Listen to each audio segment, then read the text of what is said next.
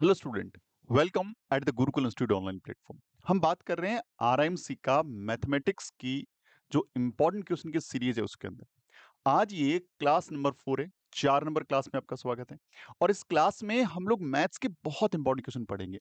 इस क्लास में यूनिकनेस क्या है? मेरा काम रहेगा कि आपको मैथ्स से जोड़ना, आपका मैथ्स में इंटरेस्ट क्रिएट करना। देखिए, जो क्वेश्चन मैं कराऊँगा कहीं न कहीं यूट्यूब पे वो पहले से बहुत बार करवाए हुए हैं और बहुत ही बेहतरीन ढंग से हो सकता है कराए हों। लेकिन मेरी कोशिश रहेगी कि आपके लेवल को इंक्रीज़ करना, आपका मैथ्स में इंटरेस्ट क्रिएट करना और आपको वो अप्रोच देना कि how to do a question, क्योंकि कहानी सारी यहीं पे अटकती है। तो ये सीरीज आपको बहुत फ्रूटफुल रहेगी। डेली शाम 4 बजे इसमें वीडियो आता है यूट्यूब पे, आप ज़रूर उसको देखिएगा। और अगर आपको इससे फ़ायदा होता है तो वीडियो के नीचे कमेंट बॉक्स में कमेंट करके हमें मोटिवेट भी करिएगा, ताकि हम और मोटिवेशन के साथ बेहतरीन वीडियोस सारे टॉपिक की मैं आपके लिए लेके आ रहा हूँ, ताकि आप लोगों की मैथ्स बहुत अच्छी हो जाएगी। चलिए बात करेंगे हम लोग आज की इस क्लास में बहुत ही अच्छे ढंग से। तो हमारा टॉपिक जो है दैट इज मेंसुरेशन क्षेत्रमिति। और आज की क्लास का फर्स्ट टॉपिक, जैसे पार्ट यहाँ पे 3 लिखा हुआ है, ये पार्ट एग्जैक्टली इस स्लाइड का तो 3 पार्ट है, अपनी क्लास नंबर 4 है, क्योंकि फर्स्ट में जहाँ पे क्वेश्चन ज़्यादा होते हैं तो मैं क्लास को ज़्यादा लंबा नहीं खींचता। यदि 10 क्वेश्चन नहीं भी होते हैं तो हम लोग बीच में दूसरी क्लास को स्टार्ट कर देते हैं। चलिए जी, पहला क्वेश्चन आज का क्लास का, हाइट ऑफ द राइट, ये काफी बड़ा हो गया, इसको थोड़ा छोटा करना पड़ेगा भाई, वरना तो ये कवर कर लेगा पूरा area. Height of the right circular cylinder. देखिए बच्चा, सिलेंडर क्या होता है मैंने बताया था। सिलेंडर, इस रंग का फिगर को सिलेंडर बोलते हैं हम लोग, ध्यान रखें। ये सिलेंडर है, इसमें हाइट गिवन है और हाइट कितनी गिवन है? 10.5 centimetre. Okay, if 3 times the sum of areas of its two circular face। देखिए बच्चे, ये इसका सर्कुलर फेस है, ये वाला, और ये इसका सर्कुलर फेस है, गोल गोल फेस है, और बाहर वाला इसे राउंडिंग शेप में है। तो इस तरह के फिगर को सिलेंडर बोलते हैं। सर्कुलर फेस का मतलब ये और ये हो गया।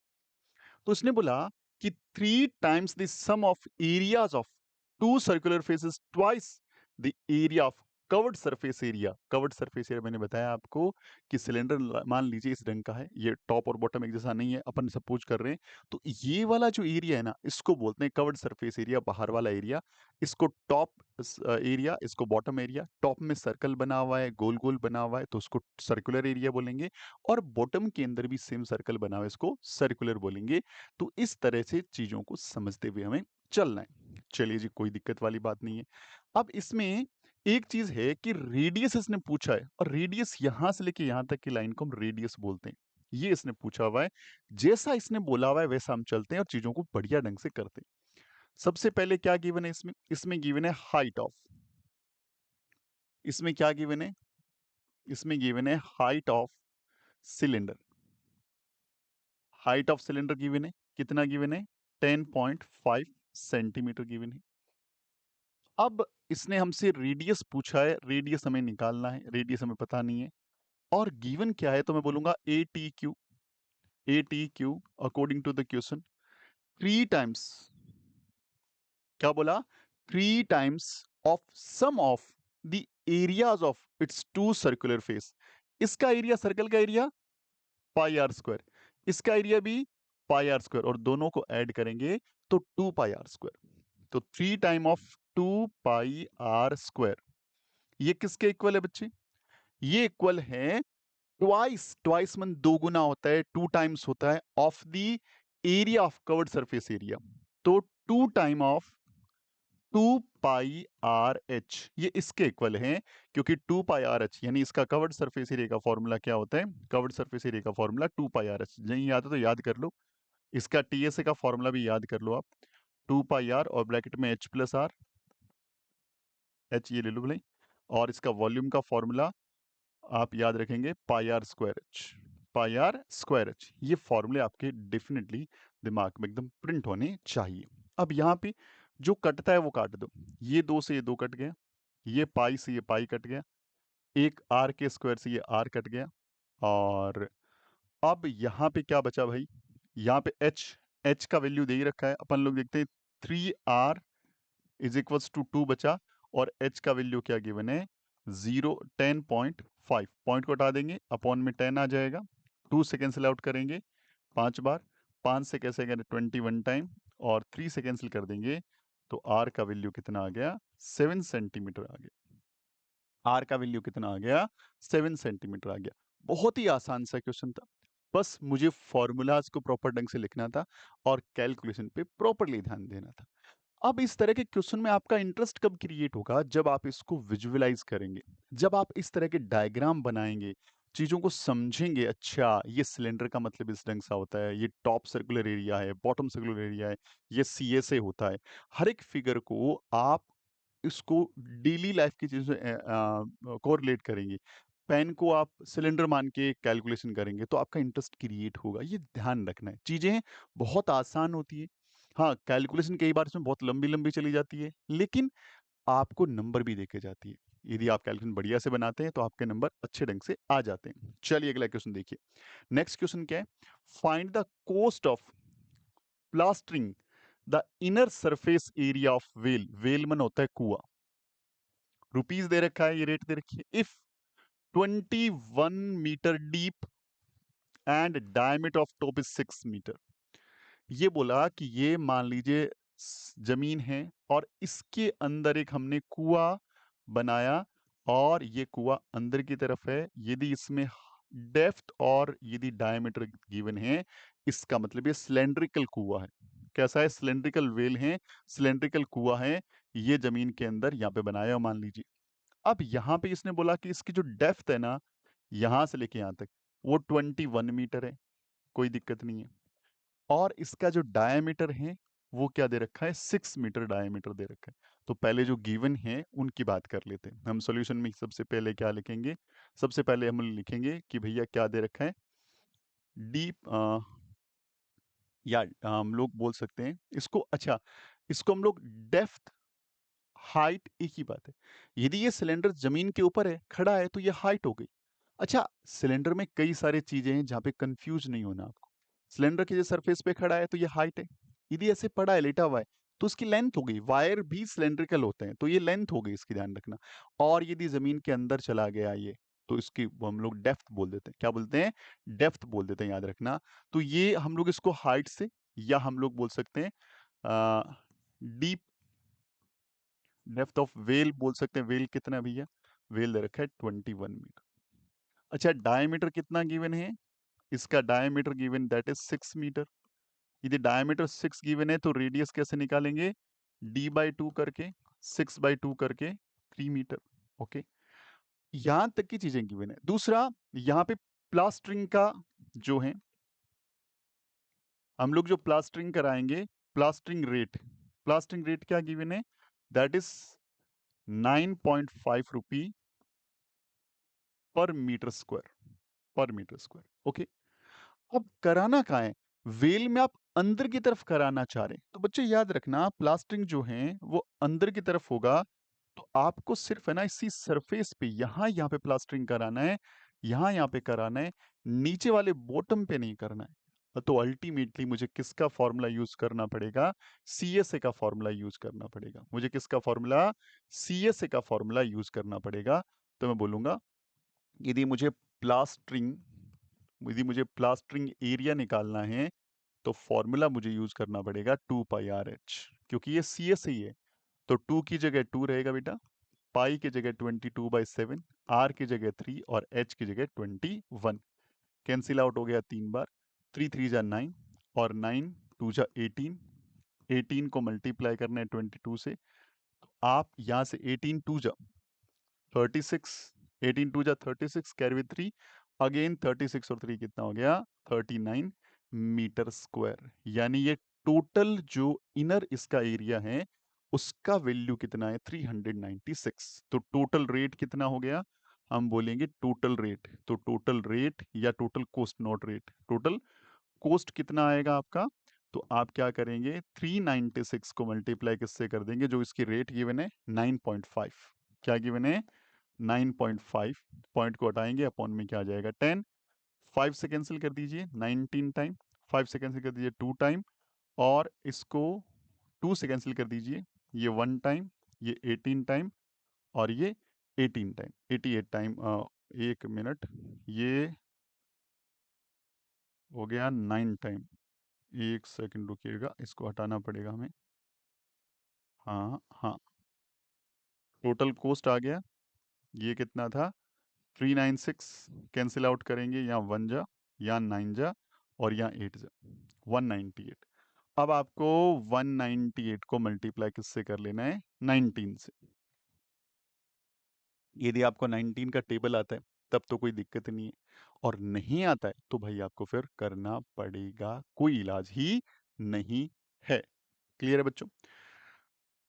19 का टेबल यदि आपको आ रहा है तब कोई, अब 19 का टेबल अच्छे ढंग से लर्न करना पड़ेगा, क्योंकि 19 एक प्राइम नंबर है और 19 का टेबल आपका मल्टीपल जगह काम आएगा। तो 19 एज 8 जा 152 होता है, कैरी विद 15 हो गया। 19 9 जा 171 होता है, और 171 में यदि 15 ऐड करूंगा तो ये आ जाएगा 186, कैरी विद 18। 19 1 जा 19 और 19 और 80 हो गया 37। तो आंसर कितना आ गया, ये आ गया मेरा, इतने रुपए का टोटल कॉस्ट मेरा निकल के आएगा 3762।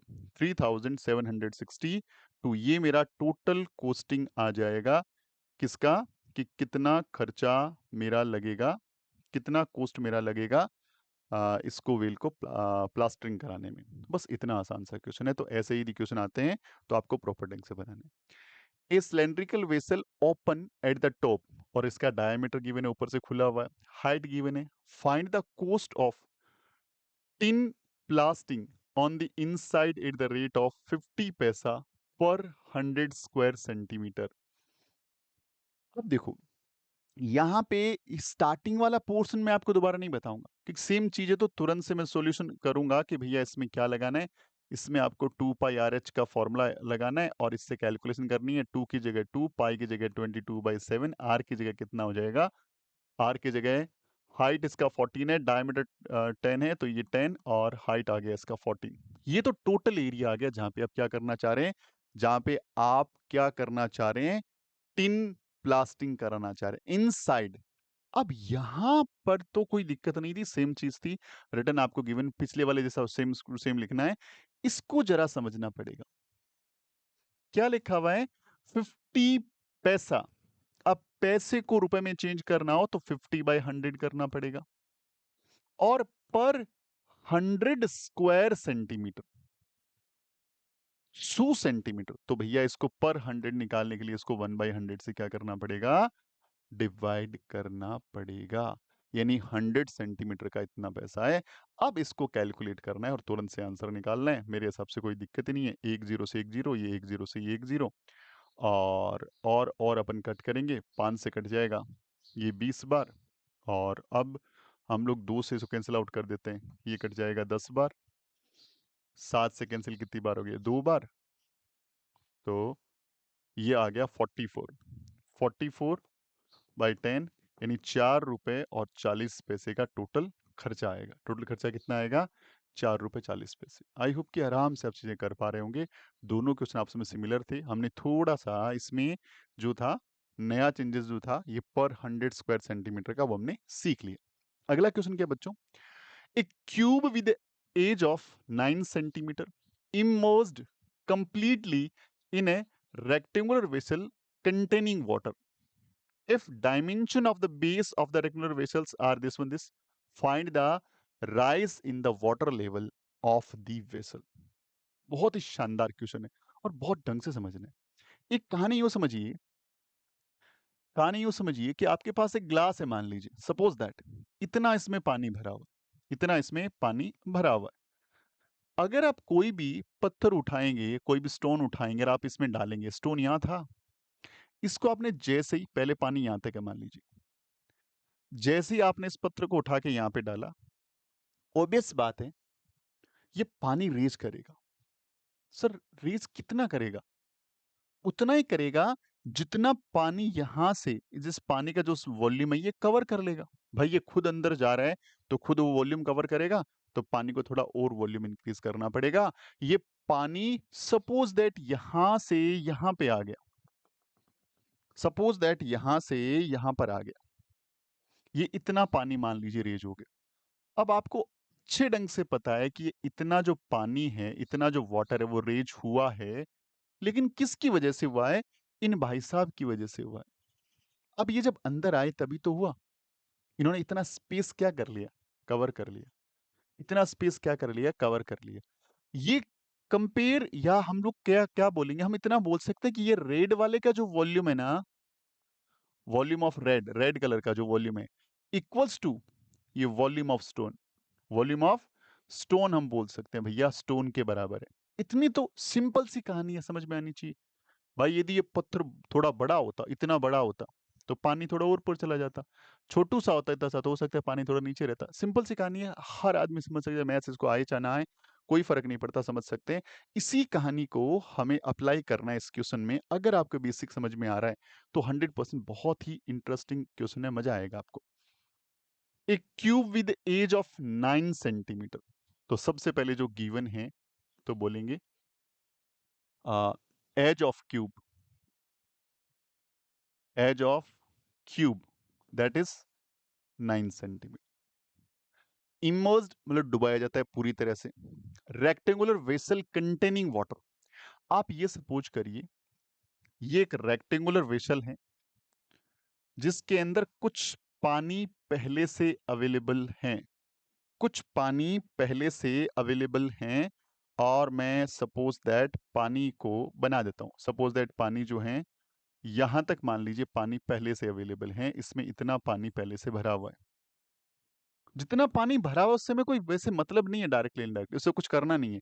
आपने क्या किया, यहां पे एक क्यूब था, यहां पे क्यूब था जिसकी साइड या एज 9 मीटर थी, 9 सेंटीमीटर थी। इसको उठाया और इसके अंदर डाल दिया। जैसे ही इसको अंदर डाला तो सपोज ये मान लीजिए यहां आके सेटल डाउन हो गया, पूरा पूरा डूब गया, इसके अंदर सेटल डाउन हो गया। अब जहां तक पहले पानी था मेरे भाई, अब पानी थोड़ा इंक्रीज होगा, और सपोज दैट पानी अब यहां तक आ गया। ये जो ब्लैक वाला पोर्शन दिख रहा है, ये नया पानी इसके डालने की वजह से पानी ऊपर चला गया। तो सर, अब ये जो पानी इंक्रीज हुआ है, रेज किया है, वो हुआ तो इसकी वजह से ये, हाँ इसकी वजह से हुआ है। और कितना पानी रेज हुआ होगा? जितना इसका सिंपल लैंग्वेज में वॉल्यूम है, उतना पानी रेज हुआ होगा। लेकिन दोनों का वॉल्यूम का फॉर्मूला अलग लगेगा, क्योंकि ये डायमेंशन यानी ये अलग तरह की आकृति है और ये अलग तरह का है, तो दोनों में वॉल्यूम लगेगा। अब हमें पता है कि इसका वॉल्यूम तो निकाल सकते हैं हम लोग सिंपली, तो हम क्या बोलेंगे? Volume of cube. Volume of cube तो 9 × 9 × 9, क्योंकि वो होता है साइड क्यूब, तो ये हो जाएगा 729 सेंटीमीटर क्यूब। इतना वॉल्यूम इसके पास है। या फिर एक बार कैलकुलेट मत करो, याद रखना जब कभी होता है तो आप सीधा इसको एक बार लिख के छोड़ दो, अपने को एक बार कुछ करना नहीं है। अब ये वॉल्यूम को सर इससे कैसे कंपेयर करूंगा? देखो बच्चों, अब आगे इसके कुछ डायमेंशंस दे रखी है। क्या दे रखी है? Dimension, dimensions of rectangular, rectangular क्या? वेसल। क्या दे रखा है आपको? आपको दे रखा है बेस, वो बेस तो 15 सेंटीमीटर बाय 12 सेंटीमीटर। यानी हमें पता है कि ये साइड इसकी 15 है तो ये साइड 12 है। पानी पहले कितना था हमें कोई फर्क नहीं पड़ता। अब पानी कुछ ना कुछ तो रेज हुआ होगा ना, तो हम लेट कर लेते हैं। लेट, हम इसको हटाना पड़ेगा, इसको हटा देता हूं, इसका कोई रोल नहीं है वैसे, आप समझ गए तो। हमें भी लेट करना पड़ेगा, हमें लेट करना पड़ेगा। Let water rise in a vessel that is h centimetre.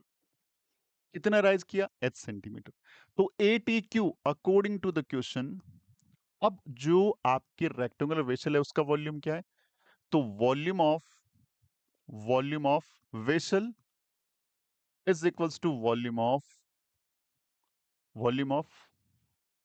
Vessel नहीं बोल सकते अपन लोग, वॉल्यूम ऑफ देखो अब यहाँ पे हमें, देखो वॉल्यूम ऑफ वेसल तो पूरा हो गया, हमें बोलना है volume of vessel by raising water. Water को रेज करने से नया जो लेवल बनाना, उसका volume is equals to volume of cube. Volume of cube, भैया इसका वॉल्यूम क्या होगा? 15 L multiply B multiply H होता है, L B H is equals to 9 multiply 9 multiply 9, क्योंकि ये वॉल्यूम और ये वॉल्यूम दोनों बराबर होना चाहिए। ठीक है जी, कोई दिक्कत नहीं। 3 से कैंसिल करेंगे 4 टाइम, 3 से कैंसिल करेंगे 3 टाइम, 3 से कैंसिल करेंगे 5 टाइम, कोई दिक्कत नहीं। ये कितना हो गया? 20। एच का वैल्यू कितना आ गया? 9 मल्टीप्लाई 9 डिवाइड बाई कितना हो गया? 20 हो गया। कोई दिक्कत नहीं है सर, कोई दिक्कत नहीं। आपको क्या करना है?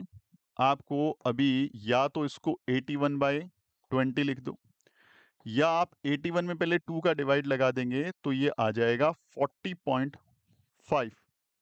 40.5 डिवाइड बाई 10, आगे लिख देंगे 4.05 सेंटीमीटर। ये इसका फाइनल आंसर निकल के आ जाएगा। यानी उस वेसल के अंदर वो क्यूब इमर्ज्ड करने से पानी का लेवल कितना इंक्रीज हुआ? 4.05 सेंटीमीटर इंक्रीज हुआ। कितना इंक्रीज हुआ? 4.05 सेंटीमीटर इंक्रीज हुआ। तो ये बात बेसिकली मुझे समझनी है, और इस तरह के क्वेश्चंस को हमेशा इसी ढंग से बनाया जाता है। तो मेरे हिसाब से यहाँ बच्चों को दिक्कत नहीं होनी चाहिए। प्रॉपर ढंग से चीजों को पकड़ना है, और पकड़ के ट्राई टू डू, उनको करने की आपको क्या करनी है? कोशिश करनी है। I hope you are doing very well. अगला क्वेश्चन क्या है? हाउ मेनी ब्रिक्स, ब्रिक्स मतलब ईंटें, हर ईंट का डायमेंशन दे रखा है, are required to construct a wall, एक दीवार बनानी है। वो 33 मीटर लॉन्ग है, 3.5 मीटर हाई है और 40 सेंटीमीटर थिक है। Cement and sand use in construction occupy 1/10 part of the wall. भाई ये मोस्ट फेवरेबल क्वेश्चन है, मोस्ट फेवरेबल क्वेश्चन एग्जामिनर्स का। एग्जामिनर्स ऐसे क्वेश्चन को बहुत इंटरटेन करते हैं, उनको मजा आता है, क्योंकि यहां पे बच्चे की बहुत सारी स्किल्स को चेक कर लिया जाता है। पहले तो अंडरस्टैंड कैसे कर रहा है, दूसरा यदि वहां पे कुछ सिचुएशन दी जाए तो उनको हैंडल कैसे बच्चा कर रहा है। कहानी को समझिए। आपने दीवार बनानी है, आपने दीवार बनानी है, तो दीवार इसी ढंग से दीवार बनती है, आपको पता है ना? आपने दीवार बनाई, दीवार कुछ इस ढंग से बनी, और इस वॉल के अंदर कहीं ना कहीं ब्रिक्स आपने यूज करी है, तो ऐसे ब्रिक्स लगी रहती है। तो ये दीवार में 10 ब्रिक्स, 100, 1000, लाख, कुछ ना कुछ ब्रिक्स तो बनी, ब्रिक्स तो लगी होगी, ईंटें लगी होगी। हाँ जी। अब एक ईंट को दूसरे ईंट से चिपकाने के लिए मुझे यहाँ पे थोड़ा सा सीमेंट और सैंड भी जनरली यूज करना पड़ता है, वरना ये चिपकता नहीं। मान लीजिए यहाँ पे दे रखा है, तो मैं इसको इमेजिन कर रहा हूँ, वापस से ब्रिक्स लग जाएगी यहाँ पे। हाँ, फिर लग गई ये ब्रिक्स, फिर वापस से सीमेंट एंड सैंड इसमें हम लोग यूज करेंगे। ऐसे ये पूरा कंस्ट्रक्ट हुआ होगा। तो यहाँ पे क्या हो रहा है कि इन सारी बातों को समझे कैसे? सर, ब्रिक के यदि डायमेंशन गिवन है, और इसमें 3 डायमेंशन गिवन है, एक में ये, दूसरा ये, तीसरा ये। यदि किसी में 3 अलग-अलग डायमेंशंस गिवन है, 3 अलग-अलग डायमेंशंस गिवन हैं, 3 डायमेंशंस आपको दिख रहे हैं, 3 अलग-अलग वैल्यू दिख रही है, तो वो फिगर 100% क्यूबॉइड है बेटा। वो फिगर 100% क्यूबॉइड है। बट जरूरी नहीं है कि हर बार जो वॉल है वो क्यूबॉइडल ही हो, क्यूबॉइड फॉर्मेट में भी हो। आप क्यूब फॉर्मेट में दीवार बना सकते हैं, आपकी मर्जी है। लेकिन आप पहचानेंगे कैसे? वहां पे फिर एक ही डायमेंशन गिवन होगी, wall with the dimension of this one, तो आप समझ जाएंगे कि वो लेंथ ब्रेथ हाइट में सब जगह वो यूज करना है।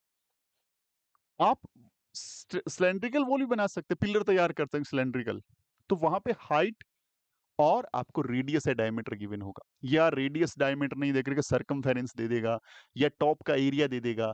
तो सरकमफेरेंस दे दो, टॉप का एरिया दो, अल्टीमेटली आर वहां से अपन लोग गेन कर लेंगे। तो ये कहानी को थोड़ा समझना है। अब यहां पे इसने बोला कि भाई ये क्यूबॉइडल तरह का एक वॉल है। अब क्यूबॉइडल में यदि आपको तीनों डायमेंशन दे रखी है, तो अल्टीमेटली आप इसका वॉल्यूम तो बहुत आसानी से निकाल देंगे एल बी एच से। एल बी एच जो है उससे आप वॉल्यूम निकाल लेंगे कि वॉल्यूम ऑफ क्यूबॉइड क्या होता है, एल बी एच होता है। ठीक है सर। और ब्रिक के भी 3 डायमेंशन गिवन है, मतलब ब्रिक भी क्यूबॉइडल फॉर्मेट में, इसका वॉल्यूम भी निकाला जा सकता है, कोई दिक्कत नहीं है। अब यदि ये स्टेटमेंट नहीं होता, ये वाला स्टेटमेंट सपोज दैट होता ही नहीं, यहाँ पे ये होता ही नहीं, तब तो हमें नंबर ऑफ यदि ईंटें निकालनी होती, नंबर ऑफ ब्रिक्स निकालनी होती, तो सिंपल सी बात है कि ऊपर दीवार का वॉल का वॉल्यूम लिख देते और उसको एक ईंट के वॉल्यूम से, एक ब्रिक के वॉल्यूम से डिवाइड करके नंबर ऑफ ईंट्स, नंबर ऑफ ब्रिक्स बहुत आसानी से निकाल लेते। भाई ये इसका टोटल वॉल्यूम है और ये क्या है, एक ब्रिक का वॉल्यूम है, तो नंबर ऑफ ब्रिक्स हम लोग निकाल सकते थे।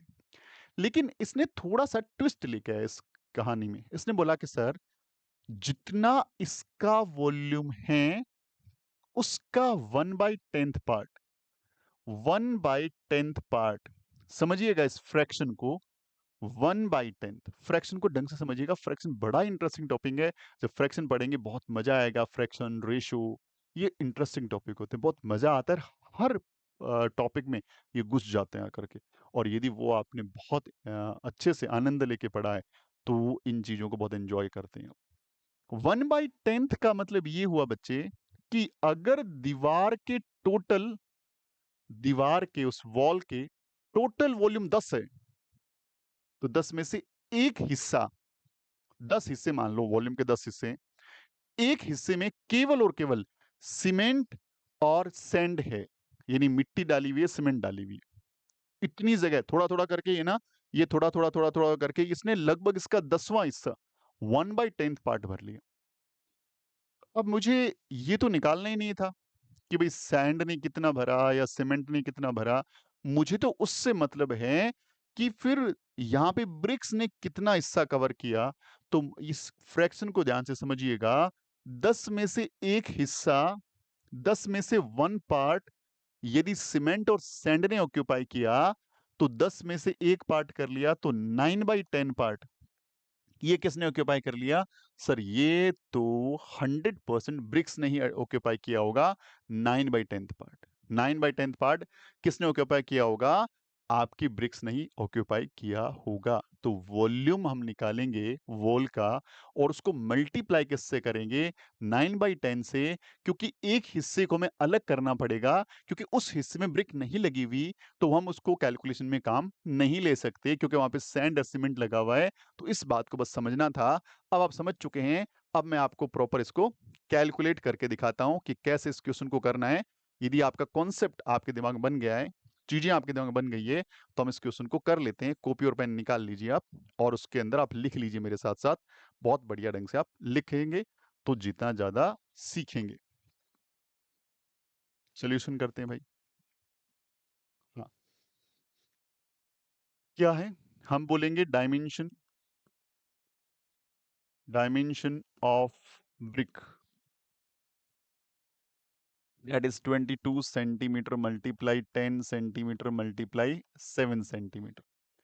वॉल्यूम निकालने की रिक्वायरमेंट नहीं है, क्योंकि वॉल्यूम का मतलब ही एलबीएच होता है, एक ढंग से वॉल्यूम ही दे रखा।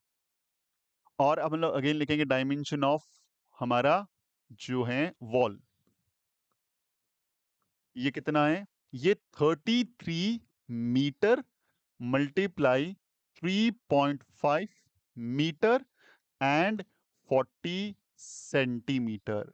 ध्यान रखना, कंपैरिजन हमेशा एक जैसी चीजों का होता है, कभी भी कंपैरिजन अलग अलग डायमेंशंस का नहीं हो सकता। तो मैं इसको थोड़ा और सही ढंग से करूंगा, सबको सेंटीमीटर बनाऊंगा। तो मैं पता है कि 1 मीटर में कितना होता है, 100 सेंटीमीटर। याद रखना बच्चे, याद कर लो इसको। वैसे लिखना नहीं, याद करने के लिए लिखा है मैंने उधर सेंटीमीटर। इसको 100 से डिवाइड मल्टीप्लाई करूंगा तो इतना सेंटीमीटर, और ये कितना आ गया? 40 सेंटीमीटर। कोई दिक्कत नहीं। अब हम लोग एक लाइन यहां पे लिखेंगे, वॉल्यूम इन विच ब्रिक यूज्ड, ब्रिक जितना यूज हुआ उसका वॉल्यूम क्या है? 9/10 है। किसका? इसका।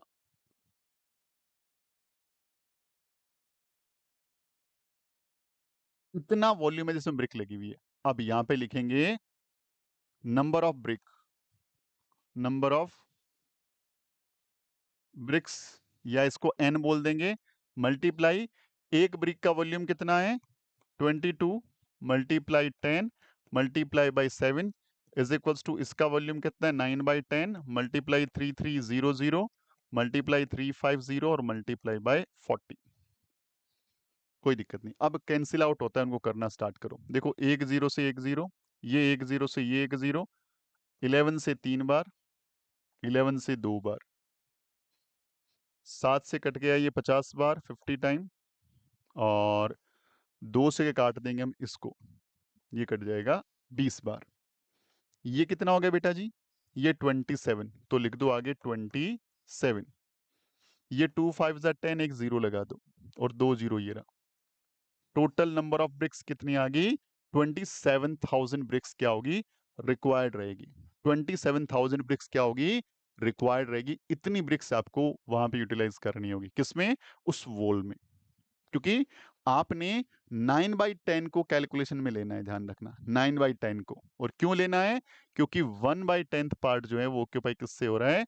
वो ऑक्यूपाई हो रहा है सीमेंट और सैंड से ऑक्यूपाई हो रहा है। तो ये अपना मेंसुरेशन का बढ़िया वाला क्वेश्चन है और मोस्ट फेवरेबल, ये जिसको टीचर्स बहुत ज्यादा लाइक करते हैं इस तरह के क्वेश्चंस को। तो इस तरह के क्वेश्चंस एग्जाम में आते ही आते हैं। बहुत बढ़िया ढंग से ग्रिपिंग करना है आपको इस पे, ताकि चीजें अच्छे ढंग से आपको समझ में आती रहे और आप बढ़िया ढंग से चीजों को करते रहें। तो इस तरह के क्वेश्चंस की बढ़िया से प्रैक्टिस आपने करनी है बच्चे। चलिए, अगला क्वेश्चन क्या है? हम्म तो हम लोग अभी देखिए 30 मिनट्स का क्लास हो गया। हम इस क्लास को 30 मिनट्स का ही रखेंगे। हम लोग ज़्यादा एक्सटेंड नहीं करेंगे। लंबे क्लासरूम आपके समझ में या आपके लिए थोड़ा सही नहीं है, क्योंकि आपको बहुत सारी मल्टीपल क्लासेस और अटेंड करनी होती है। अगली क्लास में हम आगे के क्वेश्चंस करेंगे। उम्मीद करता हूँ कि आपको ये क्लासरूम से कुछ फ़ायदा हो रहा होगा। अगर क्लासरूम अच्छी लग रही है तो इसी वीडियो कमेंट बॉक्स में कमेंट करिए। हम आपके लिए और भी बेहतरीन क्लासेस लेके आते रहेंगे। अपना ख्याल रखें। Wishing you very all the best. जय हिंद, जय भारत, वंदे मातरम।